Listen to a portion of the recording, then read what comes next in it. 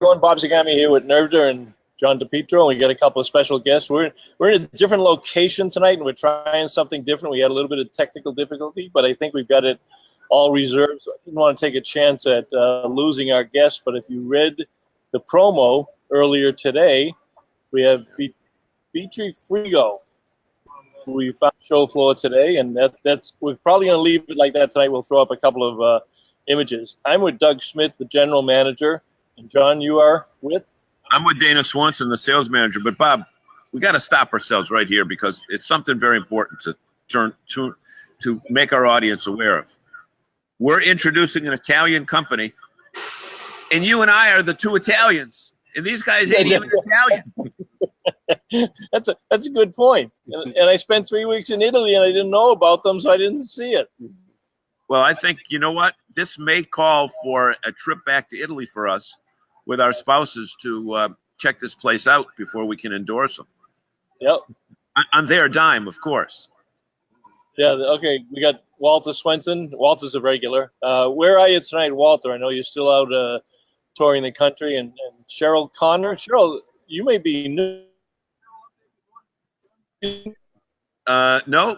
In fact, Where are you located, Cheryl, if you'd tell us that? But while you do that, Mr. Polk. You met Mark and Don earlier today. Yes. So he's on one computer, and I assume his lovely wife will probably join on a different computer. So we had a chance to talk about today. Doug, why don't you start and give us a little bit of background on the company? Sure. Vitrifrigo is an Italian-based manufacturer, as you pointed out.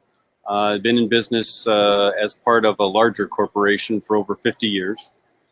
We've been in the marine business in the United States for the past 14. So we have great experience with refrigeration, I'll say, in motion, as well as refrigeration in general. We are a refrigeration company. And that's the background of the company. It's a privately owned business. And I guess you can say keeping things cold is our passion. Well, you taught us more about refrigerators this morning than I think I've ever known. I've been an RVer for 40 years. It's a different type of appliance and sometimes misunderstood in our industry. Dana, why don't you tell us, because I know you've been 14 years on the marine side, tell us a little bit about the success on the marine side and why you think that's going to carry over to the RV business. Thanks, man. Well, the methodology of how the units are powered is basically the same on a boat and an RV. You're running off battery power from the house batteries, or when you're not under engine, you're either running a generator or plugged into a shore power cord supplying 115 volt power. And our units run both on AC and DC power.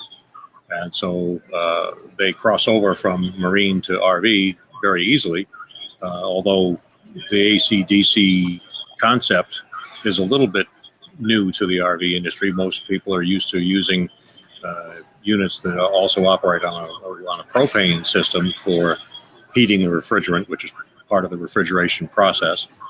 Over the years, there have been issues with that, and we feel we've got a solution that's going to make things a little less worrisome for the owners and a little simpler to operate, and in the long run, a little more efficient. A compressor-driven unit gets colder than a propane-based system. It gets colder faster.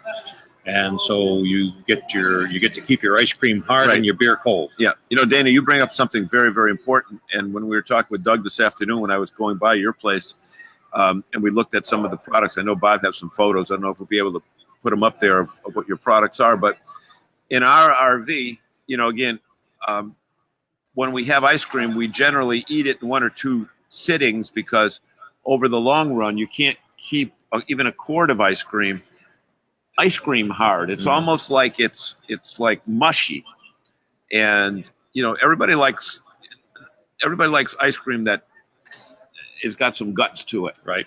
And I think one of the things that Doug talked about today is that the difference between these products and many of the other products that are out there in the RV world today, it is something that I'm totally unaware of. But Doug, why don't you talk about what makes your product different, and why should people consider it if they need a new refrigerator because theirs is just gone bad for whatever reason? All right, before we'll let you answer that question, but I just want to recognize we got Joe Croteau in. Joe's a regular. Jerry Plant, and Jerry's the one on the worldwide trip. I said it was Walter, but Walter's back home. I know he's local here tonight. But Jerry's doing a trip around the country, and he's in Jerry works with Major's RV. We talked about Major's RV earlier today as far as maybe installing one of these. So I'll be interested on your technical viewpoint once you get a chance to study it a little bit more, Jerry. But why don't you go ahead and tell them what's different about it? Yeah, sure. So Dana touched on this a little bit, but I'll give you a little more detail.